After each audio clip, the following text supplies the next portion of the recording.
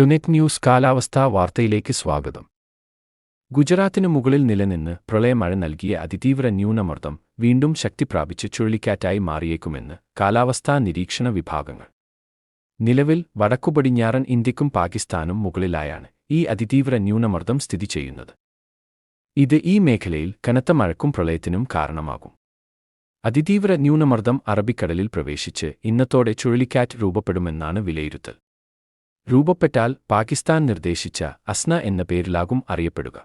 അതേസമയം അതിതീവ്ര ന്യൂനമർദ്ദം അസ്ന ചുഴലിക്കാറ്റായി മാറിയതായി അമേരിക്കൻ നാവികസേനയുടെ ജോയിന്റ് ടൈഫൂൺ വാർണിംഗ് സെന്റർ സ്ഥിരീകരിച്ചു. കേന്ദ്ര കാലാവസ്ഥാ വിഭാഗം ഇക്കാര്യം സ്ഥിരീകരിച്ചിട്ടില്ല. ചുഴലിക്കാറ്റായാൽ പാകിസ്ഥാൻ തീരങ്ങളെ ബാധിക്കും. ഒമാൻ തീരം ലക്ഷ്യമാക്കിയാണ് അസ്ന സഞ്ചരിക്കുക. നിലവിൽ പാകിസ്ഥാനിലെ കറാച്ചി ഉൾപ്പെടെയുള്ള മേഖലകളിൽ കനത്ത മഴയും പ്രളയവും തുടരുകയാണ്. ഇത് 2-3 ദിവസം കൂടി തുടരും.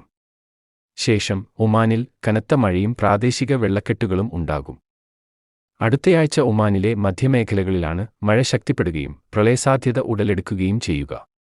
ഒമാൻ തലസ്ഥാനമായ മസ്കത്തിലടക്കം അടുത്തയാഴ്ച തുടക്കത്തിൽ കനത്ത മഴ ലഭിക്കും. അതേസമയം മധ്യകിഴക്കൻ ബംഗാൾ ഉൾക്കടലിൽ ഇന്നലെ രൂപപ്പെട്ട ന്യൂനമർദ്ദം കേരളതീരം മുതൽ ഗുജറാത്ത് വരെ നീളുന്ന തീരദേശ ന്യൂനമർദ്ദ പാത്തി എന്നിവയെ തുടർന്ന് കേരളത്തിലും മഴ തുടരും. ഇന്ന് സംസ്ഥാനത്ത് പരക്കെ മഴ ലഭിക്കാനും ബംഗാൾ ഉൾക്കടലിലെ ഈ ന്യൂനമർദ്ദം കാരണമായേക്കും. സംസ്ഥാനത്ത് കഴിഞ്ഞ 24 മണിക്കൂറിൽ വിവിധ പ്രദേശങ്ങളിൽ മഴ റിപ്പോർട്ട് ചെയ്തു. ആഗസ്റ്റ് അവസാന വാരത്തിലെ ഏറ്റവും കൂടുതൽ മഴയാണ് ഇന്നലെ റിപ്പോർട്ട് ചെയ്തത്. അടുത്ത 3 ദിവസവും ഇടവിട്ട മഴ സംസ്ഥാനത്ത് തുടരും. മഴക്കൊപ്പം ഇടിമിന്നലും കാറ്റും പ്രതീക്ഷിക്കാം. വടക്കൻ ജില്ലകളിലാണ് മഴ കൂടുതൽ സജീവമാകുക. മധ്യകേരളത്തിലും മഴയുണ്ടാകും. ഒറ്റപ്പെട്ടയിടങ്ങളിൽ കനത്ത മഴ ലഭിക്കുമെങ്കിലും തീവ്രമഴയ്ക്കുള്ള സാഹചര്യം നിലവിലില്ല.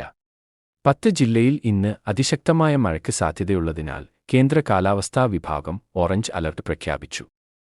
പത്തനംതിട്ട മുതൽ തൃശൂർ വരെയും കോഴിക്കോട് മുതൽ കാസർകോട് വരെയുമുള്ള ജില്ലകളിലാണ് ഓറഞ്ച് അലർട്ട്.